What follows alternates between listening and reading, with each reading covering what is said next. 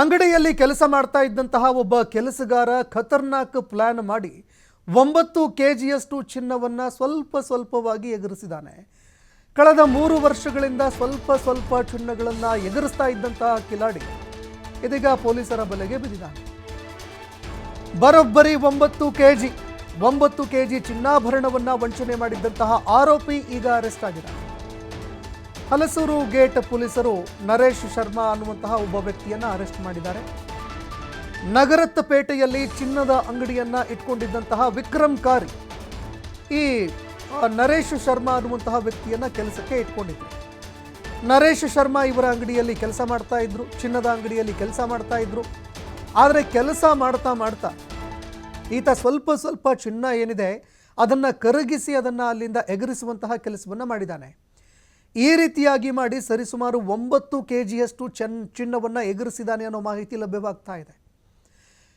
ಇನ್ನು ವಿಕ್ರಮ್ಕಾರಿ ಅವರ ಅಂಗಡಿಯಲ್ಲಿ ಕೆಲಸ ಮಾಡ್ತಾ ಇದ್ದಂತಹ ನರೇಶ್ ಶರ್ಮಾ ವಿವಿಧ ಅಂಗಡಿಯಲ್ಲಿ ಚಿನ್ನವನ್ನು ಮಾರಾಟ ಮಾಡಿ ಅದರಿಂದ ಹಣವನ್ನು ಸಾಕಷ್ಟು ಮಾಡಿದ್ದಾನೆ ಅನ್ನುವಂತಹ ಮಾಹಿತಿಗಳು ಲಭ್ಯವಾಗುತ್ತೆ.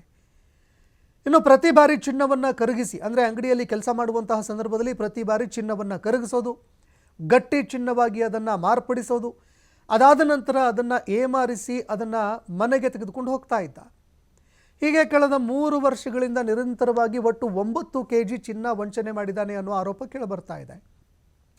ಇನ್ನು ಕಳೆದ ಜನವರಿ 24ರಂದು ಏಕಾಏಕಿ ಅರ್ಧ ಕೆಜಿ ಚಿನ್ನಕ್ಕೆ ಈತ ಕನ್ನ ಹಾಕಿದ್ದಾನೆ. ಯಾವಾಗ ದೂರು ಬಂತು, ದೂರಿನ ಹಿನ್ನೆಲೆ ಆರೋಪಿಯನ್ನು ಅರೆಸ್ಟ್ ಮಾಡಿದ್ದಾರೆ. 500 ಗ್ರಾಂ ಚಿನ್ನ, 60 ಲಕ್ಷ ರೂಪಾಯಿ ನಗದನ್ನು ಈತನಿಂದ ವಶಕ್ಕೆ ಪಡೆದುಕೊಂಡಿದ್ದಾರೆ. ಒಂದು ಭಾರೀ ವಂಚನೆ ಹಾಗೂ ಅಂಗಡಿಗೆ ಮೋಸ ಮಾಡಿದಂತಹ ಒಂದು ಆರೋಪ, ತನ್ನ ಮಾಲೀಕರಿಗೆ ಮೋಸ ಮಾಡಿದಂತಹ ಒಂದು ಪ್ರಕರಣ ಇದೀಗ ಬೆಳಕಿಗೆ ಬಂದಿರುವಂಥದ್ದು. ಇದಕ್ಕೆ ಸಂಬಂಧಪಟ್ಟಂತೆ ಇದೀಗ ನರೇಶ್ ಶರ್ಮಾ ಎಂಬ ವ್ಯಕ್ತಿಯನ್ನು ಅರೆಸ್ಟ್ ಮಾಡಿ ಪೊಲೀಸ್ ಅಧಿಕಾರಿಗಳು ತನಿಖೆ ಮುಂದುವರಿಸಿದ್ದಾರೆ. ಈತನಿಂದ ಒಟ್ಟು ಅರ್ಧ ಕೆಜಿಯಷ್ಟು ಚಿನ್ನ, 60 ಲಕ್ಷ ರೂಪಾಯಿ ನಗದು ವಶಕ್ಕೆ ಪಡೆದುಕೊಂಡಿದ್ದಾರೆ ಅನ್ನೋ ಮಾಹಿತಿಗಳು ಕೂಡ ಲಭ್ಯವಾಗ್ತಾ ಇದೆ.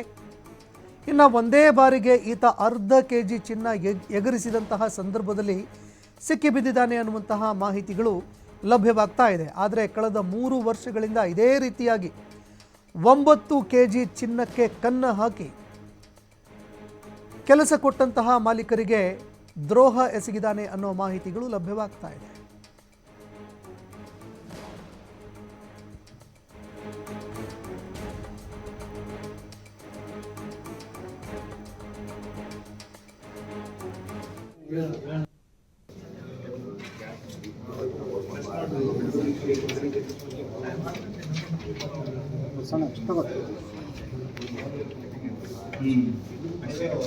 ಇನ್ನೂ ಅಮೌಂಟ್ಗೆ ಹೋಗಿಲ್ಲಪ್ಪ.